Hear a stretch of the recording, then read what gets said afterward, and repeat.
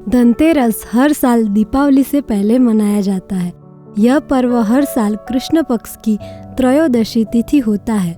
ऐसे माना जाता है कि इस दिन दीपावली की शुरुआत हो जाती है।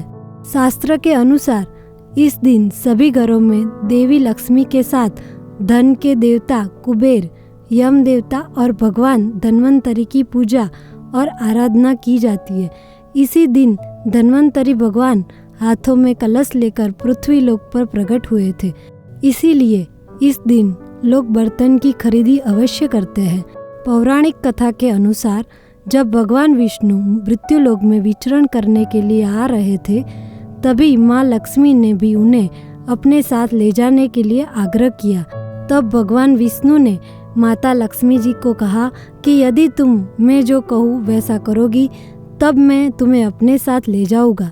भगवान विष्णु की यह बात सुनकर माता लक्ष्मी जी ने उनकी बात मान ली और भगवान विष्णु के साथ भूमंडल पर विचरण करने के लिए आ गई। विचरण करने के कुछ देर बाद ही एक स्थान पर भगवान विष्णु रुककर लक्ष्मी जी को कहा कि मैं दक्षिण दिशा की ओर जा रहा हूँ, तुम उधर मत जाना।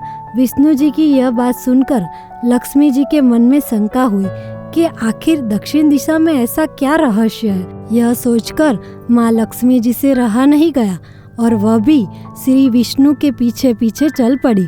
कुछ देर आगे जाने पर उन्हें सरसों का एक खेत दिखाई दिया जिसमें खूब फूल खिले हुए थे।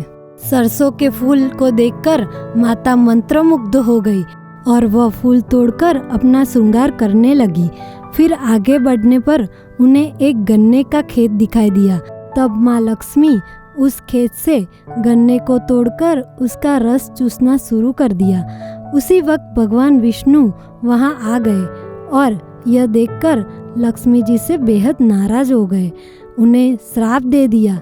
उन्हें कहा कि मैंने तुम्हें इधर आने से मना किया था, परंतु तुमने मेरी बात नहीं मानी और किसान के खेतों से चोरी की। अब तुम्हें इस अपराध का दंड झेलना होगा।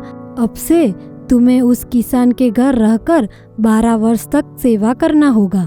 भगवान विष्णु माता लक्ष्मी जी को छोड़कर क्षीर सागर से चले गए। तब माँ लक्ष्मी उसी गरीब किसान के घर में निवास करने लगी।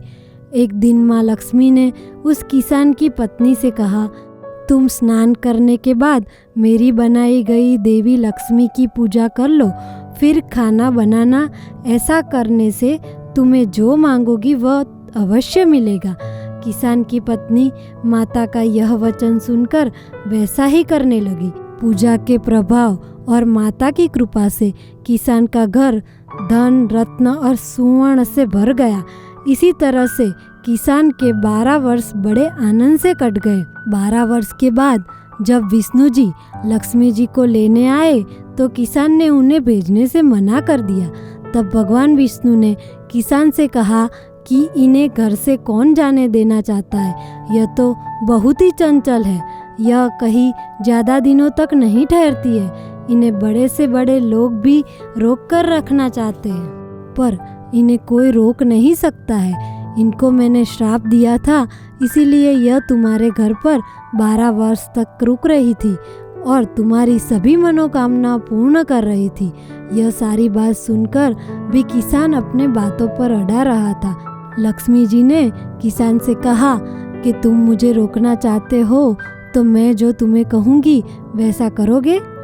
कल तेरस है, तुम कल घर को अच्छी तरह से लीपकर रात्रि में घी का दीपक जलाकर रखना और शाम के समय मेरी पूजा आराधना करना और एक तांबे के कलश में कुछ रुपये भरकर मेरे लिए रखना।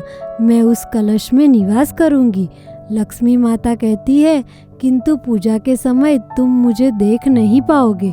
एक दिन की इस पूजा से मैं 1 साल तक तुम्हारे घर में निवास करूंगी। यह कहकर माता लक्ष्मी जी और भगवान विष्णु जी अंतर्ध्यान हो गए। तभी से हर वर्ष तेरस तिथि के दिन लक्ष्मी माँ की पूजा धनतेरस के रूप में ही किए जाने लगी है।